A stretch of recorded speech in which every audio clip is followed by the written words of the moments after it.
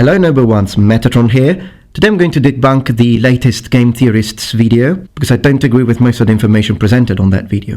But hey, that's just a theory.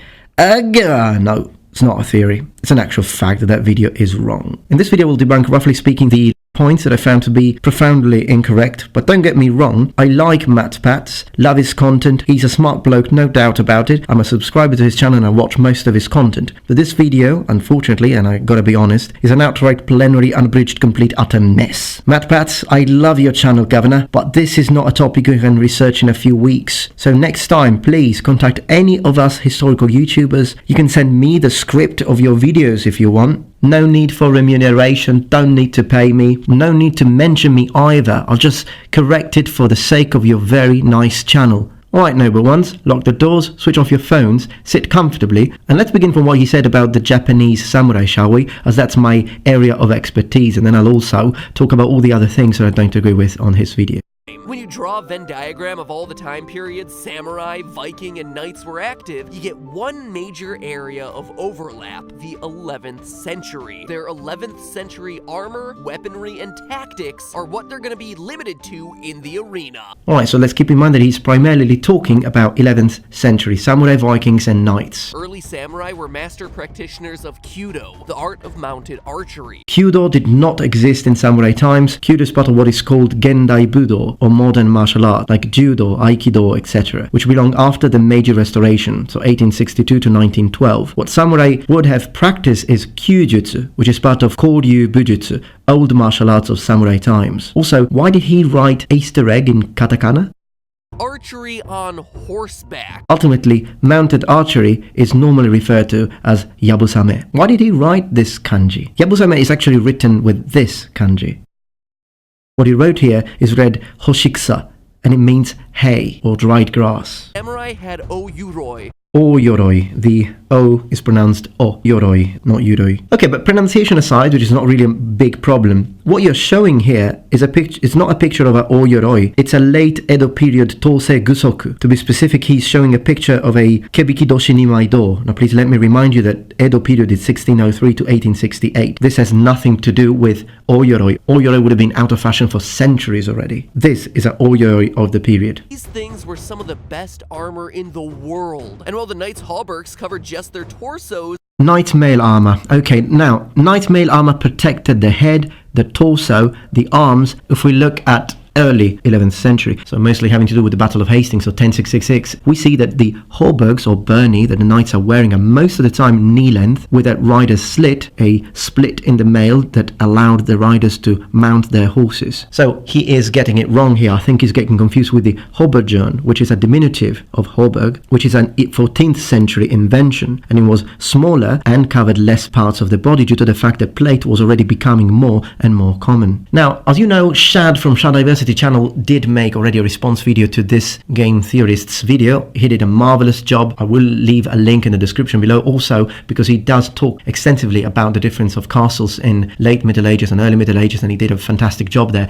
But there is one thing I don't agree with what Shad said. Shad talked about the fact that knights in mail armor would have complete sleeves. Now that is the only part that I happen to agree with MatPats, because he's talking 11th century, and when we talk about 11th century mail, what we see, for example, again in the Bayeux tapestry, that the sleeves are about 3/4 length mid-forearm. It is in later Crusader era, so to speak, that sleeves go full length, including mail mittens, integral to the sleeves as one piece. But that's just one minor correction. Shad's video is top-notch as always. samurai had huge helmets, masks, sleeves, and greaves.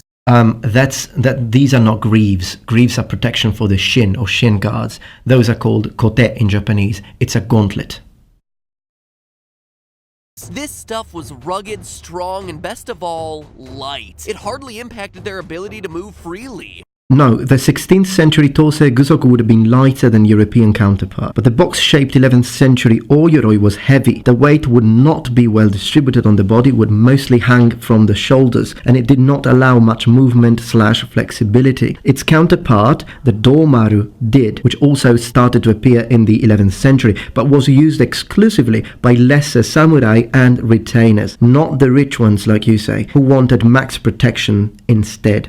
Ojoroi and Domaru are two separate styles of armor. Vikings come from Scandinavia. Their weapons were generally garbage. Again, that whole frozen tundra thing, with only the most basic of offenses: a bow and a shield on their back, a spear for throwing, and an axe in their belt, or, if they were particularly well off, a sea axe, a sort of short sword knife hybrid that was perfect for up-close encounters. The Vikings using cheap and low-quality weaponry, no, I don't buy into that. Even if we only focus on swords, early Viking swords were pattern welded, twisting and forging together strips of wrought iron and what we would call now mild steel. So we are in the 8th century here. Later blades would have a more homogeneous steel. Although only rich Vikings could afford armor, one raid was usually enough to afford a good sword. And at the beginning of the 11th century, crucible steel blades started to be available, and we have examples of high-quality hypoeutectoid steel. But if they were minimal on the offensive front, they were practically nudists on the defensive front. Vikings, as if going for maximum machismo, wore practically nothing for protection. So you're probably wondering, why did Vikings wear the medieval equivalent of tissue paper?